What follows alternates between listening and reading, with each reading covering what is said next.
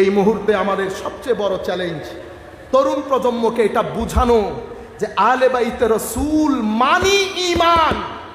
আহলে বাইতে রাসূলের শানে কোরআন এই কথা বলেছে, হাদিসে পাকের মধ্যে এটা এসেছে। আমাদের জিম্মাদারি আমরা এগুলো সব বাদ দিয়ে কেউ গদিরে খুমের মধ্যে যাচ্ছি, কেউ মিছিল। খবরদার, এই মুহূর্তে আমরা, এটা সংকটাপূর্ণ পরিস্থিতি, এই মুহূর্তে আমরা এমন কাজ করব না যেই কাজের মাধ্যমে প্রপেগান্ডা করার লোকরা সুযোগ পেয়ে যাবে। নবীর সিরত, নবীর আখলাক, নবীর হায়া, আমার নবীর মক্কার জীবন, আমার নবীর মদিনার জীবন, আমার নবী বদরের যুদ্ধের নবী, ওহুদের যুদ্ধের নবী, আমার নবী হিজরতের 10ম শতাব্দীর নবী, বিদায় হজ্জের নবী, বিদায় হজ থেকে ফেরত আসার পথে মক্কা এবং মদিনা শরীফের মাঝখানে গদিরে খুমের মধ্যে আমার নবীর বিখ্যাত ভাষণ, বেলায়েতের ভাষণ, হাদিসুস সাকালাইনের ভাষণ, সব কিছু আনটাচড রয়ে যাচ্ছে। আমরা মেইন স্ট্রিম সোসাইটির কাছে এই বিষয়গুলো তুলে ধরতে পারছি না। আমার নবী ইরশাদ করছেন কি, মান আহাব্বা হুমা আহাব্বানি ওয়ামান আহাব্বানি আহাব্বাহুল্লাহ ওয়ামান আহাব্বাহুল্লাহ আদখালাহুল জান্নাহ ওয়ামান আবগাদাহুমা আবগাদানি ওয়ামান আবগাদানি আবগাদাহুল্লাহ ওয়ামান আবগাদাহুল্লাহ আদখালাহুন নার। অর্থাৎ যারা এই দুইজনকে মহব্বত করবে তারা জান্নাতি, যারা এই দুইজনের সাথে ঘৃণা রাখবে তারা জাহান্নামী। তাইলে আমার নবী কিয়ামত পর্যন্ত আগত মুসলমানকে দুই ধারায় বিভক্ত করেছে, মহব্বতকারী এবং ঘৃণাকারী। আপনি স্বীকার করেন আর না করেন, হাদিসের মধ্যেই কিন্তু আমার নবী মাইন্ডসেটকে দুই ভাগে ভাগ করে দিয়েছেন। আর আমার নবী যা বলেন সত্য বলেন, আমার নবী কখনো মিথ্যা বলেন না। তাইলে আমার নবী বলছেন উম্মতের মধ্যে কেউ থাকবে মহব্বতকারী, কেউ থাকবে ঘৃণাকারী। এখন আমাদের উপর বড় জিম্মাদারি তরুণ প্রজন্মকে এটা বুঝানো যে আলে বাইতে রাসূলের মহব্বত এটা কোনো ফিরকার বিষয় না, এটা কোনো দল উপদলের বিষয় না, এটা লা ইলাহা ইল্লাল্লাহ মুহাম্মাদুর রাসূলুল্লাহর মতো একটা ঈমানের ফ্যাক্টর। এটা মানলে মুমিন, না মানলে কাফের। এখানে কোনো ফিরকা না, কোরআনের মতো, হাদিসের মতো, নবীর মতো, আল্লাহর তাওহীদের মতো আলে বাইতে রাসূল ঈমান, আলে বাইতে রাসূলের প্রতি ঘৃণা, কাফের বেঈমানি, এখানে কোনো দল উপদলের বিষয় না।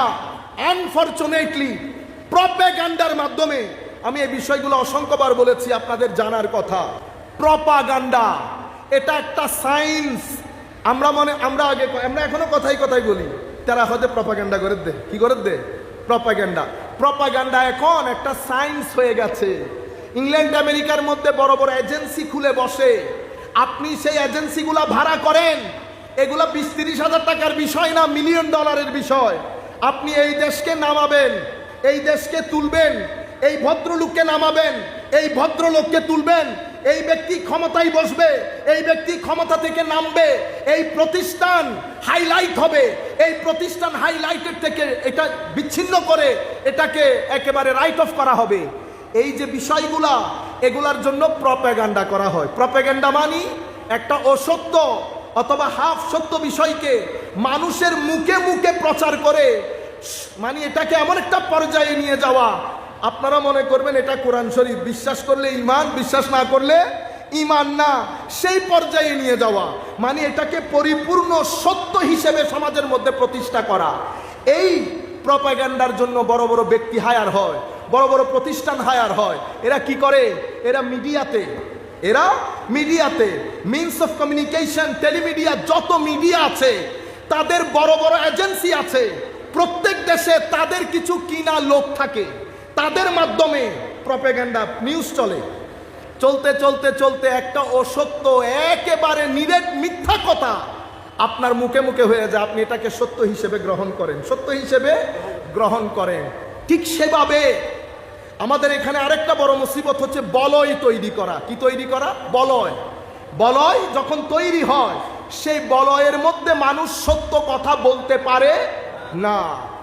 গত একেবারে 1200-1300 বছরের মধ্যে এই বলয়, এই প্রপাগান্ডা এত দূর পর্যন্ত এসেছে, 1300-1400 শতাব্দী পরেও আমি আহলে বাইতে রাসূলের কথা বলতে শঙ্কিত হচ্ছি, আমি আহলে বাইতে রাসূলের কথা তুলে ধরতে দ্বিধাগ্রস্ত হচ্ছি। অনলাইনের মধ্যে ইনফরমেশনের ছড়াছড়ি, কারণ এখানে এই বর্তমান যুগ হচ্ছে ইনফরমেশনের যুগ। সমুদ্রের মতো ইনফরমেশন আপনাদের হাতে, কোনটা ভালো কোনটা মন্দ, কোনটার পেছনে কারা, কোন প্ল্যানিং, কিছুই আপনি জানেন না। আপনি ঢুকেছেন, মেসেজ গ্রহণ করেছেন, অনলাইন থেকে বের হয়েছেন, সেটার প্রচারের মধ্যে হিস্সা নিয়েছেন। কি হয়ে গেল? বাংলাদেশের রাজধানী চট্টগ্রাম, আপনিও জানেন বাংলাদেশের রাজধানী চট্টগ্রাম, ঢাকার রাজধানী বরিশাল। এটা আপনি প্রচারে হিস্সা নিলেন, কমেন্ট করলেন, লাইক করলেন, শেয়ার করলেন, হাহা দিলেন, আরো কত কিছু দিয়ে দিয়ে পুরো বাংলাদেশ ব্যাপী এমন একটা অবস্থার সৃষ্টি করেছেন। আমি বড় আলেমদেরকেও দেখেছি আহলে বাইতে রাসূলের কথা বলতে গিয়ে বারবার সাহাবায়ে কেরামকে টেনে আনে, বারবার সাহাবায়ে কেরামকে টেনে আনে। কেন? কারণ আপনি ভিতর থেকে শঙ্কিত হয়ে গেছেন এটা আহলে সুন্নাত ওয়াল জামাতের দরবার, এটা হুজুর গৌসে মাইজ ভান্ডারের দরবার। আমাদের পূর্বে আমার ভাই নিহাত সাহেব বলে গেছেন, এখানে শঙ্কিত হওয়ার কোনো কারণ নাই। এই মজলিসের মধ্যে আবু বকর সিদ্দিকের শান বর্ণনা করার জন্য যেই দিন তুলবেন, সেই দিন সিদ্দিকিয়তের সমুদ্রের মধ্যে তরঙ্গ তৈরি হবে। যেই দিন ফারুক আজমের শান বর্ণনা করার জন্য দাঁড় করিয়ে দেবেন, সেই দিন শানে ফারুকিয়তের সমুদ্রের মধ্যে ঢেউ খেলবে। যেই দিন উসমানে গনির কথা বলবো, সেখানে সেই দিন উসমানে গনির যুন্নুরাইনিয়তের সমুদ্রের মধ্যে ঢেউ খেলবে। আমরা আবু বকর সিদ্দিক শান যখন বলবো, আমরা মনে করব না ফারুক আজম রাগ করবে। সোমবারের কথা বললে মঙ্গলবার রাগ করবে কেন? মঙ্গলবারের কথা বললে শুক্রবার রাগ করে কেন? শুক্রবারের ফজিলত আলাদা, বৃহস্পতিবারের ফজিলত আলাদা, সোমবারের ফজিলত আলাদা, রবিবার আলাদা শান রাখে, শনিবার আলাদা শান রাখে। কিন্তু তরুণ প্রজন্মের মধ্যে এই প্রোপাগান্ডার মাধ্যমে, কনস্পিরেসির মাধ্যমে তরুণ প্রজন্মকে বুঝানো হয়েছে আহলে বাইত রাসূলের নাম কারণকারী প্রশংসাকারীরা সীমালঙ্ঘন করতে করতে তারা শিয়া হয়ে গেছে। সুতরাং এখন একটা মহা মুসিবতের মধ্যে আমরা পড়ে গেছি। এই ক্ষেত্রে আমি আপনাদেরকে বলবো, আমরা হযরত আলী কাররামাল্লাহু ওয়াজহাহুল কারীম ওনার বিশ্ববিখ্যাত সেই মেসেজের মধ্যে চলে আসি, যেটা নাহজুল বালাগা। নাহজুল বাল, এটা কাদের কিতাব? শিয়া হাজারাতদের কিতাব। এটা ওনারা পড়ান, এটা ওনাদের বুখারী শরীফ, ওনাদের বুখারী শরীফ। সেই নাহজুল বালাগার 117 বা 18 নম্বর হেকমা, আমি ভুলে গেছি, অনেকদিন আগে পড়েছি। উনি বলছেন, আমরা এখন এই জায়গার মধ্যে চলে আসলে হযরত আলী কাররামাল্লাহু ওয়াজহাহুল কারীম আমাদেরকে একটা নিরাপদ জায়গার মধ্যে আশ্রয় দিয়ে দিয়েছেন। উনি কি বলেছেন?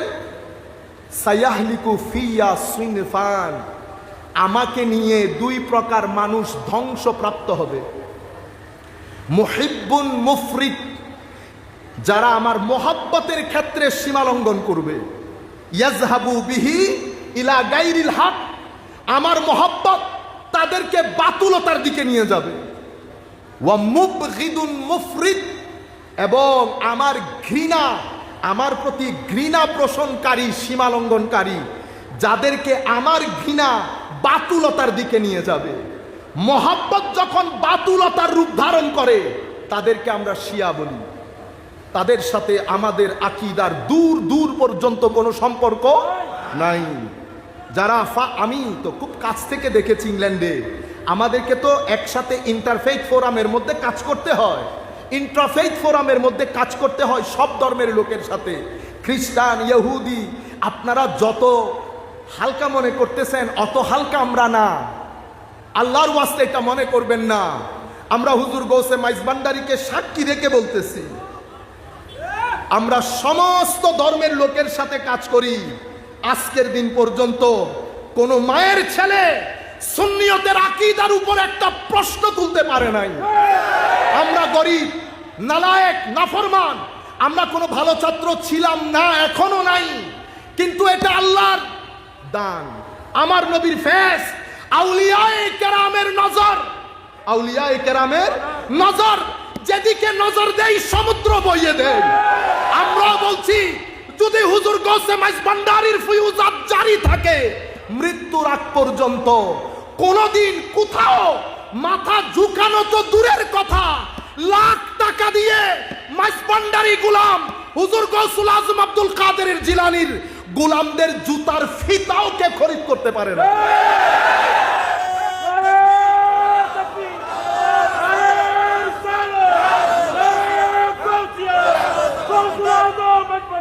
হুজুর আলী কাররামাল্লাহু ওয়াজহাহুল করিম বলছে, মোহাব্বত করেও বাতুলতার দিকে চলে গেছে। তারা খুলাফায়ে রাশেদা সম্পর্কে যে আকীদা পোষণ করে সেটা আমাদের কল্পনা জল্পনার তো বাইরে। এটা সুস্থ মানুষ, মন মানসিকতার লোক জবানেও আনতে পারবে না। আপনারা বুঝতে পেরেছেন যেই পরিমাণ ঘৃণা তারা সাহাবায়ে কেরামের ব্যাপারে রাখে। সুতরাং এই আকীদার সাথে একজন সাধারণ মুসলমানের সাথে দূর দূর পর্যন্ত কোনো সম্পর্ক। হযরত আলী বলছেন মুবগিদুন মুফরিদ, আরেক দল যারা আমাদের ব্যাপারে বুগজ রাখে, হিংসা রাখে, তাদেরকে এই বুগজ হিংসা বাতুলতার দিকে নিয়ে যাবে। তাদেরকে আমরা নাসেবি খারেজি বলি। এরা ছিল, এরা আছে, এরা থাকবে।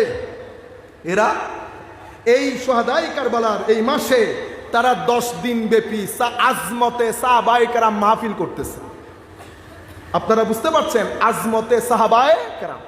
এরা সাহাবায়ে কেরামকে ঢাল হিসেবে ব্যবহার করে, আর ওরা আলে বাইত রাসূলকে ঢাল হিসেবে ব্যবহার করে।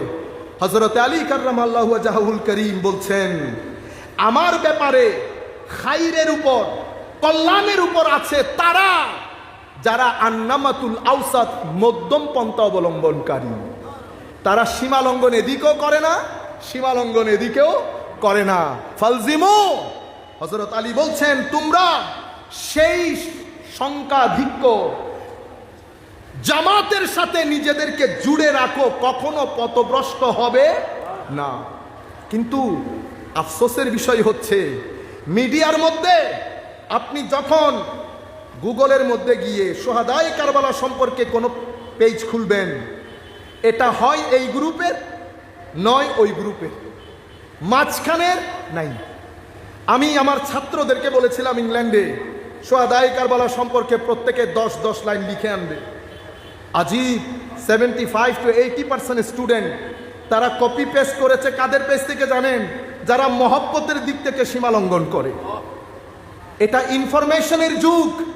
এই যুগে আমার নবীর আলে বাইতের মহব্বত তরুণ প্রজন্মের হৃদয়ে জাগরণ করা, জাগরিত করা, এটা এই প্রজন্মের জন্য যুদ্ধ, কারবালার যুদ্ধের মতো, কারবালার যুদ্ধের মতো। এই যুদ্ধে আমি হেরে যাওয়া মানে হুসাইনিয়ত হেরে যাওয়া। কিন্তু আপনি প্রচারটা কেমনে করবেন? আমার ভাইরা বুঝে না। ঘরের মধ্যে থেকে 4 লাইনের একটা পোস্ট মারে, মাইজবান্ডার দরবার শরীফের শুহাদায়ে কারবালা মাহফিল যেন শিয়া মুক্ত থাকে। আপনি তো বড় জিম্মাদার, বহু বড় সুন্নি, আপনি তো সার্টিফিকেট নিয়ে বসেছেন। আপনার কাছে গিয়ে সুন্নিয়তের সার্টিফিকেট নিয়ে আসতে হবে। বিনয়ের সাথে বলবো, আপনি কি করছেন জানেন? আপনি ইন্টেনশনালি হোক, ইচ্ছাই হোক, অনিচ্ছাই হোক, you become part of that propaganda. আপনি সেই প্রপাগান্ডা এবং কনস্পিরেসি থিওরির পার্ট হয়ে গেলেন সুন্নিয়তকে ড্যামেজ করার জন্য।